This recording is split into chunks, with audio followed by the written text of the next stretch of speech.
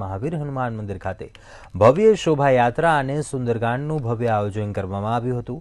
વહેલી સવારે 7 વાગ્યાથી જ ભવ્ય શોભાયાત્રાનું આયોજન કરવામાં આવ્યું હતું અને દિવસ દરમિયાન અહીંયા આખો દિવસ સુંદરકાંડ પાઠ પઠન તેમજ મહાપ્રસાદનું પણ આયોજન કરવામાં આવ્યું હતું।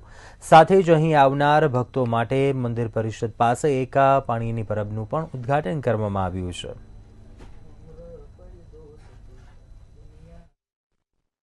અમદાવાદની અંદર રાચેડામાં આવેલું છે સંકટ મોચન મહાવીર હનુમાન દાદાનું મંદિર, જ્યાં હનુમાન દાદા જે છે તે વિશ્રામ અવસ્થામાં ભક્તોને દર્શન આપે છે। આપ જોઈ શકો છો કે આજે હનુમાન જયંતિનો દિવસ છે, મહાપર્વ છે। હનુમાન જન્મોત્સવની આજે જ્યારે આખા દેશમાં ઉજવણી થઈ રહી છે, ત્યારે સંકટ મોચન મહાવીર હનુમાન દાદાનું આજે મંદિર છે, ત્યાં પણ આજે તેમને વિશેષ શૃંગાર કરવામાં આવ્યો છે। અને આ એકમાત્ર એવું મંદિર છે જ્યાં ગાડી હનુમાન દાદાની જે પ્રતિકૃતિ છે, એમની જે મૂર્તિ છે, તેમાં સાથે તેમના જ અવતાર ગણાય એવા બાબા નીમ કરોલી બાબા જે છે તેઓ પણ તેમની સાથે જોવા મળી રહ્યા છે। પ્રવીણભાઈ, આજે હનુમાન દાદાનો જન્મોત્સવ, પહેલા તો કયા પ્રકારની વ્યવસ્થાઓ અહીંયા કરવામાં આવી છે ને એકમાત્ર એવું મંદિર અમદાવાદનું અને ગુજરાતનું જ્યાં જે હનુમાન દાદા જે છે તે સૂતેલી અવસ્થામાં છે, શું કહેવું?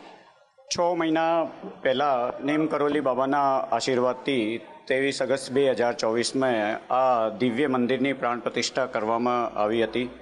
આ ભારત વર્ષનો ચોથો એવું દિવ્ય મંદિર છે જ્યાં હનુમાનજી વિશ્રામ કરતી અવસ્થામાં છે।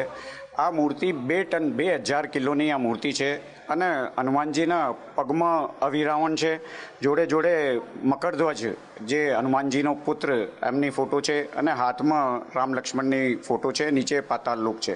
તો આ થીમ ઉપર આ મંદિરનું નિર્માણ કરાયેલું છે। અમદાવાદના રાંચડામાં આવેલું એકમાત્ર એવું મંદિર જ્યાં હનુમાન દાદા વિશ્રામ અવસ્થામાં છે અને સાથે જ નીમ કરોલી બાબા પણ આ મંદિરમાં બિરાજમાન છે, ત્યારે લોકો આજના દિવસે ખાસ